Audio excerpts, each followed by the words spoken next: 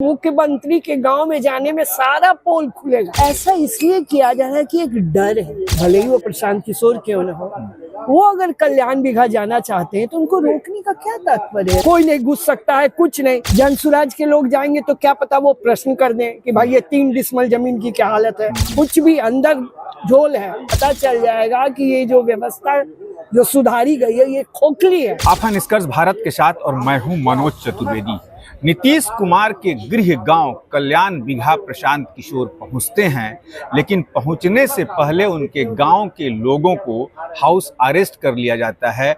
Police जो है हर घर के दरवाजे पर खड़ी रहती है ताकि लोग वहां से निकल नहीं सकें।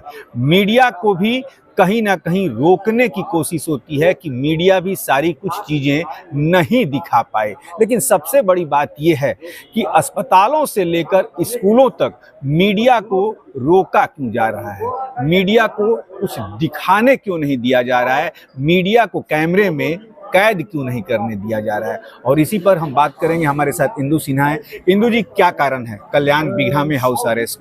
सबसे पहले तो आपको धन्यवाद मनोज जी, इतने दिनों बाद हम बात करने, आपके चैनल को भी विशेष धन्यवाद। ये तो सिंपल चीज है कि क्यों परेशान किया जा रहा है, कोई भी समझ लेगा। और खास करके आप जैसे पत्रकार, दिग्गज पत्रकार लोग तो बिल्कुल ही समझ रहे हैं कि ऐसा क्यों किया जा रहा है। ऐसा इसलिए किया जा रहा है कि एक डर है, ये जो हलचल हो रही है वो उस डर का ये है। अब वो मान लीजिए कि एक व्यक्ति, भले ही वो प्रशांत किशोर क्यों न हो, वो अगर कल्याण बिघा जाना चाहते हैं तो उनको रोकने का क्या तात्पर्य है। तात्पर्य ये है कि ये पता चल जाएगा कि ये जो व्यवस्था जो सुधारी गई है ये खोखली है, ये खोखली है व्यवस्था। कुछ भी अंदर झोल है। हम अगर प्रशांत किशोर या मान लीजिए जनसुराज के लोग सब कुछ कागज पे दिख रहा है, कागज पे है। जनसुराज के लोग जाएंगे तो क्या पता वो प्रश्न कर दें कि भाई ये 3 डिसमल जमीन की क्या हालत है, और हर कोई बोलेगा कि नहीं मिला। तो ये डर है। प्रशांत किशोर ने, आप तो शायद आपको ध्यान होगा, आपने सुना होगा, प्रशांत किशोर ने तो यहाँ तक कहा कि अगर आप लोगों को डर है, अगर प्रशासन में, तो और भी गांव में गया हूँ, उसी दिन वो और भी गांव में गए थे। तो मैं तो थी नहीं, लेकिन मैं बता रही हूँ आपको कि जब उस व्यक्ति ने ये कहा कि कल्याण बिघा भी तो कोई भी मुख्यमंत्री का गांव है तो क्या निषेध है, नहीं जाएंगे, इसलिए कि मुख्यमंत्री के गांव में जाने में सारा पोल खुलेगा, ये डर है। सारी एकदम वॉर फ्रंट बना दिया आपने, कोई नहीं घुस सकता है, कुछ नहीं। यहाँ तक कहा हमारे प्रणेता ने, प्रशांत किशोर ने यहाँ तक कहा कि मैं अकेले जाने के लिए तैयार हूँ। एक अकेले आदमी से, एक अकेले मजबूत आदमी से इतना डर है, इतना डर है कि वो आपका उलट पुलट कर देगा व्यवस्था को। इतनी डर क्यों है? इसलिए है कि आपको पता है कि अगला विकल्प सामने खड़ा है। अब आपका खेल आप लोगों का नहीं चलेगा। तो इंदु जी, सबसे बड़ी बात है प्रशांत किशोर जा रहे हैं, लोगों से पूछ रहे हैं 3 डिसमिल जमीन मिली, अधिकारी पैसा खाता है, तो इस पे तो कहीं ना कहीं नीतीश कुमार तो डरेंगे ही।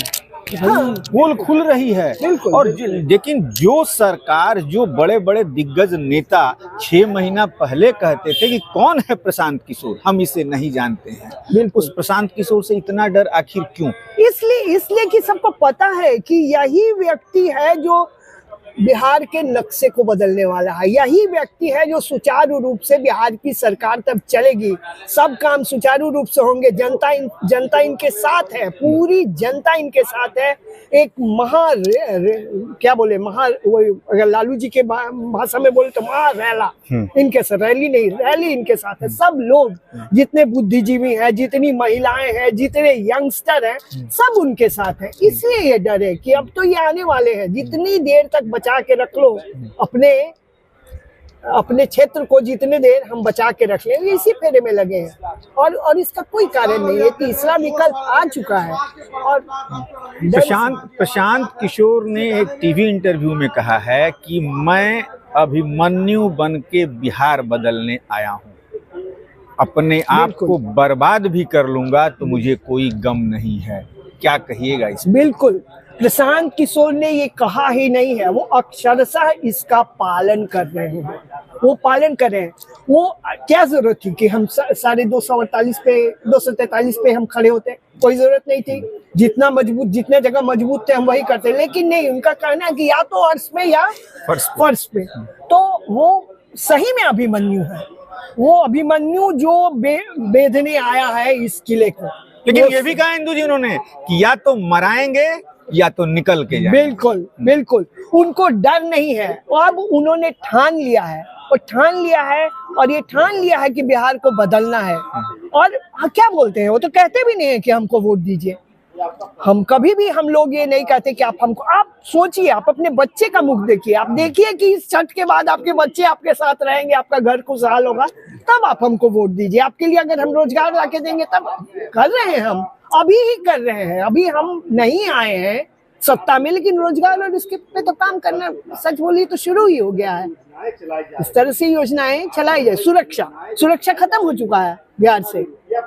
यही नीतीश कुमार जिसने जंगल राज के बाद थोड़ी सुरक्षा की व्यवस्था की थी, महिलाओं को थोड़ा बल मिला, आज महिलाओं की तौहीनी कर रहे हैं, जो तो उनके साथ व्यवहार कर रहे हैं, तो कैसे होगा? महिलाएं कैसे मजबूत? जो प्रशांत किशोर की पार्टी 40 महिलाओं को जगह दे रहा है, क्या पता 45 भी हो जाए, 50 भी हो, कितने सक्षम है हम इस पे देखेंगे हम लोग। 40 से कम तो नहीं होगा, ज्यादा हो सकता है। तो जब 40 में से अगर 35 महिलाएं भी जीत के आती हैं, तो वो एक जलवा होगा कि अपने आप महिलाओं की सुरक्षा, वो एक ताकत मिलेगा। और इस तरह से ऐसी बहुत सारी बातें हैं जिन पे चर्चा करनी चाहिए कि ये विकल्प ही बेस्ट विकल्प है, यही कुछ कर पाएगा। चलिए, प्रशांत किशोर ने एक बड़े चैनल को टीवी इंटरव्यू में कहा है कि मैं तो वो अभिमन्यु बन के आया हूँ, या तो मरने आया हूँ या तो मारने आया हूँ। लेकिन अब देखना ये होगा कि बिहार की जनता इस अभिमन्यु को उस चक्रव्यूह से निकालकर शीर्ष पर बैठाती है या फिर फर्श पर ले आती है, ये तो वक्त बताएगा। आप बने रहिए हमारे साथ। नमस्कार।